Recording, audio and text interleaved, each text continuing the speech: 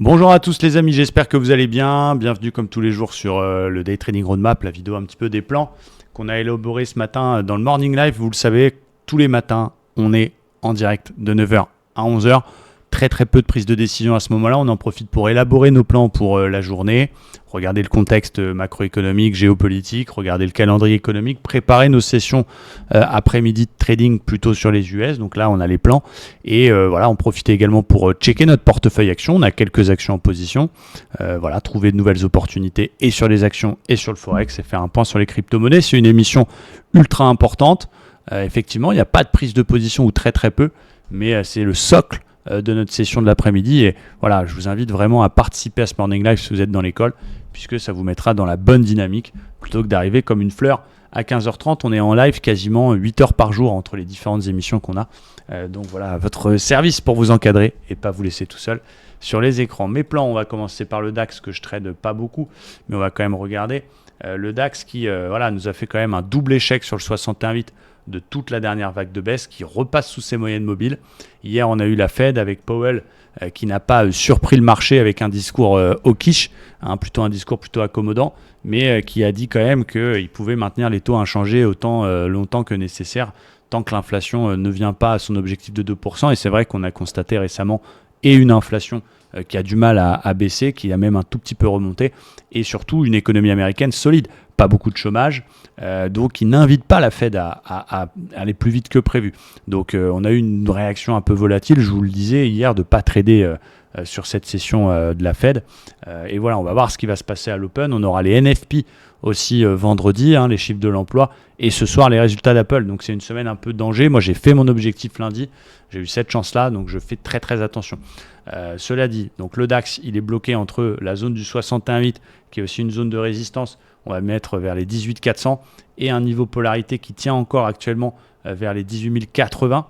Voilà, donc ça reste chaud. Il y a un petit gap toujours vacant, le gap de lundi 22 qui est là. Et donc, voilà, à un moment donné, il faut suivre le flux, mais j'attends qu'il casse les plus bas d'hier pour plutôt chercher des ventes sur des setups type sortie d'opère, etc. Là, il est trop dans la zone. Je ne peux pas shorter un support. Donc, je ne pouvais pas prendre la réintégration d'opère de ce matin ou la sortie actuelle. C'est trop dans un support. On n'a pas encore cassé les plus bas d'hier. Et j'avais mis quand même, vu que c'est une belle zone de polarité, pourquoi pas s'autoriser si on a un signal du Seigneur, une belle div ou quelque chose, un achat contre flux, mais il va falloir vraiment un très beau signal. Ce n'est pas encore le cas. Donc voilà, l'objectif court terme, c'est le comblement du gap ici. Côté US, je fais un petit résumé. Donc le Dow Jones toujours dans une vague de correction qu'il a initié début avril, mais on a aussi ce support horizontal qui tient. Très belle zone, on va dire autour des 38 000, un tout petit peu en dessous, support, et encore support hier. Donc voilà, un peu couillu. Pour l'instant, on avait un espèce de canal qui encadrait le premier rebond dans le support, qui a été cassé par le bas, qui a été pullbacké avec la volatilité de la Fed, et on est quand même toujours en flux baissier. Donc prudence. Je vais essayer de vendre, mais dans un seul cas. Je serais plus à l'aise d'ailleurs sous le support 850, 950 là que je vous ai montré en daily. S'il casse en daily, on sera beaucoup plus à l'aise dans les ventes. Mais cet après-midi, je peux essayer, s'il repasse sous les moyennes mobiles en 1 heure, parce que là on a un flux baissier rouge, mais les moyennes mobiles sont plates et on est légèrement au-dessus, donc on appelle ça plutôt un flux neutre. Pourquoi pas s'il passe sous le 61,8 de toute la hausse d'hier entre les plus bas et le plus bas sur la Fed et le plus haut sur la Fed, donc sous 118 pourquoi pas des petites ventes, cassure d'opère par le bas pour aller rechercher les plus bas d'hier. Ça, c'est ce qui me paraît le plus logique.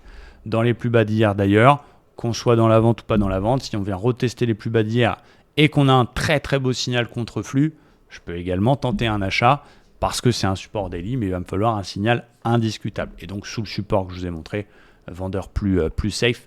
Parce que c'est pareil, si cet après-midi, il nous fait une sortie d'OPR et que vous suivez ce plan à la lettre, on va dire qu'en violet, c'est l'OPR, mais qu'on est déjà quasiment dans le support daily, ça ne nous laisse pas beaucoup de marge. Donc il va falloir que ce soit propre, que ce soit plutôt autour du 61,8 pour nous laisser un peu de marge, plutôt que plus bas, déjà dans les plus bas d'hier. Donc voilà, ça va dépendre un petit peu de cette sortie.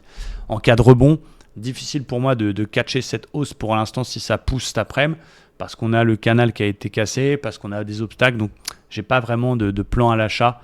En cas de hausse, pour l'instant, on attendra que le flux repasse haussier, on verra, on s'adaptera dans le futur.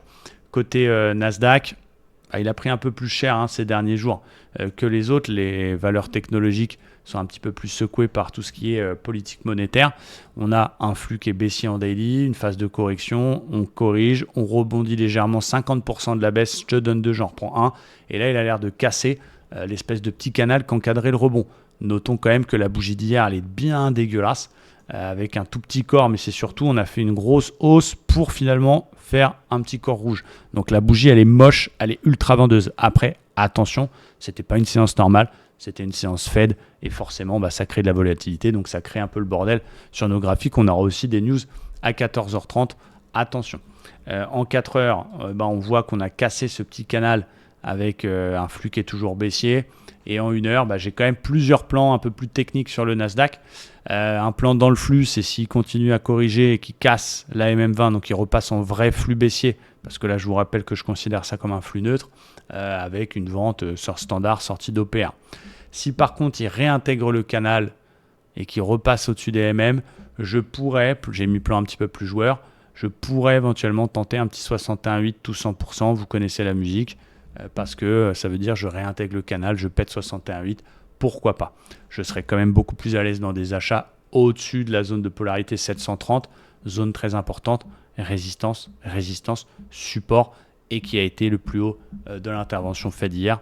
Donc on sera plus à l'aise dans les achats si on repasse cette zone par le haut. Voilà pour moi, donc voilà ce que je veux faire. Pour l'instant, j'ai pas de position. On verra cet après-midi si on peut suivre notre plan ou si on aura d'autres setups un peu différemment, mais on va quand même essayer de le suivre. Et puis voilà, comme tous les jours, on va essayer de se faire quelques points en direct. Merci à tous, j'espère que cette vidéo vous aide bien.